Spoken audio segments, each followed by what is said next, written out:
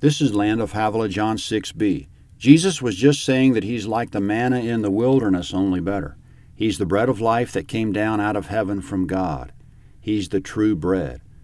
The true bread's better than manna because he who eats of it will never hunger. The true bread's imperishable and remains for eternity, quote, to eternal life. It gives life to the world. But coming up, some of his listeners took offense, verse 41. The Jews therefore murmured concerning him because he said, I am the bread which came down out of heaven. They said, Isn't this Jesus, the son of Joseph, whose father and mother we know? How then does he say, I have come down out of heaven? Comment, things aren't what they appear to be. They assume he's the son of Joseph, but he's the son of God. Thus, when he said, I have come down out of heaven, it's the truth. Verse 43. Therefore Jesus answered them, Don't murmur among yourselves. No one can come to me unless the Father who sent me draws him, and I will raise him up in the last day. It is written in the prophets, they will all be taught by God. Therefore, everyone who hears from the Father and has learned comes to me. Comment, Jesus is explaining why some will understand and some won't. Some will murmur and some won't. Some will come and some won't. It's because the Father must grant understanding. Otherwise, there'll be no understanding. The Father must teach. Otherwise, there'll be no learning. The Father must give light. Otherwise, darkness will remain. He quoted Isaiah 54:13, quote, All your children will be taught by Yahweh. Verse 46. Not that anyone has seen the Father except he who is from God. He has seen the Father. Comment, the Father teaches, but in the process he doesn't reveal his image to the eye. He teaches without being seen. No one has seen him but Christ. Verse 47. Most certainly I tell you, he who believes in me has eternal life. I am the bread of life. Your fathers ate the manna in the wilderness and they died. This is the bread which comes down out of heaven, that anyone may eat of it and not die. I am the living bread which came down out of heaven. If anyone eats of this bread, he will live forever. Yes, the bread which I will give for the life of the world is my flesh. Comment, Jesus said the Israelites who ate the manna in the wilderness died, and those who eat the true bread from heaven will not die but have eternal life. In the day of Moses, God rejected almost the entire generation of adults that exited Egypt. He said, quote, You will know my alienation, Numbers 14:34. This could be taken to mean that he not only rejected them from ever entering the promised land, but that he also rejected them from having eternal life. Paul also called that generation into question when he said, quote, With most of them God was not well pleased, 1 Corinthians 10:5.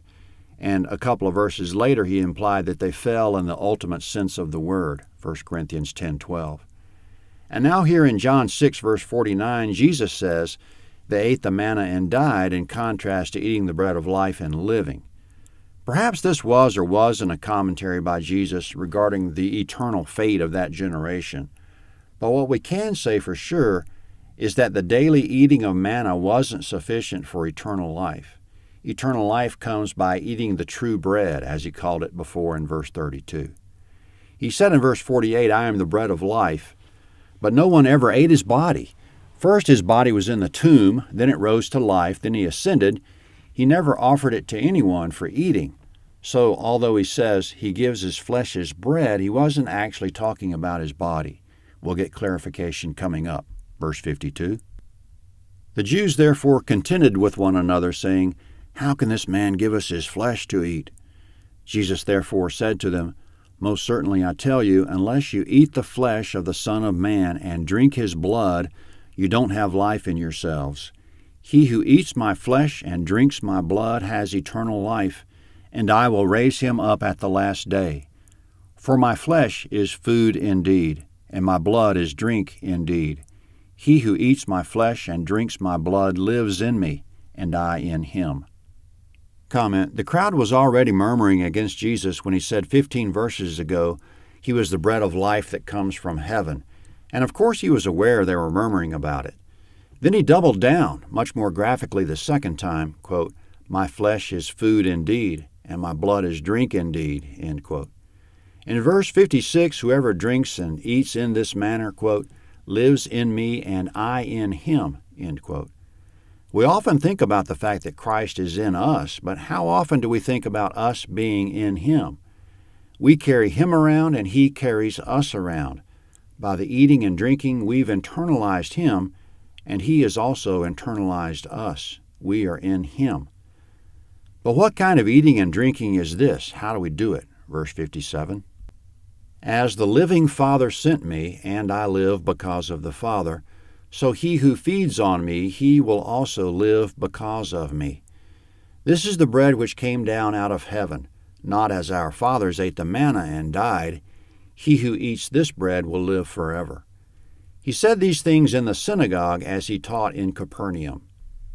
Comment: He said these things at the synagogue in Capernaum. No doubt whoever was in charge of the synagogue was at that moment contemplating the wisdom of giving him the floor. He's speaking insanity and blasphemy, it would seem, but on the other hand, he's showing so many signs of healing. What will they say? Verse 60. Therefore many of his disciples, when they heard this, said, "This is a hard saying. Who can listen to it?" But Jesus, knowing in himself that his disciples murmured at this, said to them, "Does this cause you to stumble? Then what if you would see the Son of Man ascending to where he was before? It is the Spirit who gives life. The flesh profits nothing. The words that I speak to you are spirit and are life. But there are some of you who don't believe." For Jesus knew from the beginning who they were who didn't believe and who it was who would betray him. Comment: If we listen carefully, his previous comments are making a lot more sense now. He's asking the question, what if you see the Son of Man ascending into heaven? If he ascends, he can't be eaten. Any kind of eating would have to be on some sort of spiritual basis. Then he confirms that he's speaking on a spiritual basis when he says, "The flesh profits nothing." In other words, if you actually ate my flesh, it wouldn't do you any good. Then he further confirms he's speaking on a spiritual basis when he says, "The words I speak to you are spirit and are life." We have to figure out then what it means to eat his flesh and drink his blood on a spiritual basis. Jesus is the Word. We must internalize his words. We must internalize the meaning of the crucifixion and resurrection. We must believe because, as he said in verse 29, quote, "This is the work of God, that you believe in him whom he has sent," end quote. If we believe, we have internalized. We have eaten and drunk.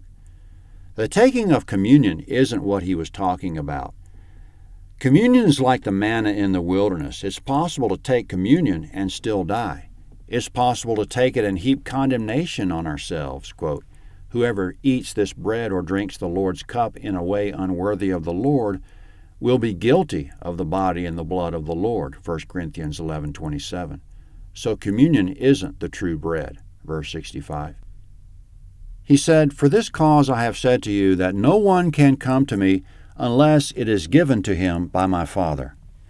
Comment: Of all the hard statements in this chapter, this is the hardest. Quote, "No one can come to me unless it is given to him by the Father." This raises the question, is the Father withholding the gift of salvation for some? To answer this question, we can construct a tautology from verses 37 and 64. If, verse 37, everyone whom the Father gives to Christ comes, and if, verse 64, some don't come, then it follows that there are some whom the Father doesn't give to Christ. Verse 66. At this, many of his disciples went back and walked no more with him. Comment: Beforehand, large crowds were literally following him, not just listening, but following with their feet everywhere he went. But after this, not so much. They were offended by his statements. But quoting from Matthew 11:6, "Blessed is the one who is not offended by me," end quote. So let's not take offense at what Jesus said, either about eating his flesh and drinking his blood, or about no one coming to him unless it's given to him by the Father. After the crowds broke up, now this, verse 67. Jesus said therefore to the 12, "You don't also want to go away, do you?" Simon Peter answered him, "Lord, to whom would we go? You have the words of eternal life. We have come to believe and know that you are the Christ, the Son of the living God." Comment: Peter said we, meaning the 12, we have come to believe, but he made a presumptuous error about one of them as we go to verse 70.